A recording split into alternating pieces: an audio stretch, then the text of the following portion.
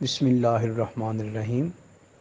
سوال آیا ہے کہ کیا معتکف فنائی مسجد میں بلا ضرورت جا سکتا ہے؟ تو جواب یہ ہے کہ معتکف جو اعتکاف کر رہا ہے وہ فنائی مسجد میں جا سکتا ہے۔ فنائی مسجد سے مراد وہ حصہ ہے مسجد کا جہاں نماز تو ادا نہیں کی جاتی مگر اس جگہ کے ساتھ مسجد کا ایک تعلق ہے۔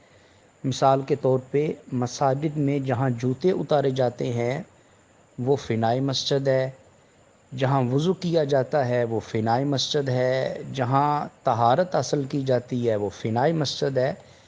تو یہ جو فنائی مسجد ہیں یہ من وجہ مسجد ہی کا ایک حصہ ہیں، لہٰذا معتکف اگر وہاں جائے گا تو اس کا اعتکاف نہیں ٹوٹے گا، مگر اس کا یہ مطلب نہیں کہ وہ فنائی مسجد میں بلا ضرورت جائے، زیادہ دیر تک وہاں بیٹھا رہے، زیادہ وقت وہاں پہ صرف کرے۔ یہ چیز جو ہے یہ مقصد اعتکاف کے خلاف ہے۔ بہرحال وہاں جانے سے اعتکاف نہیں ٹوٹے گا۔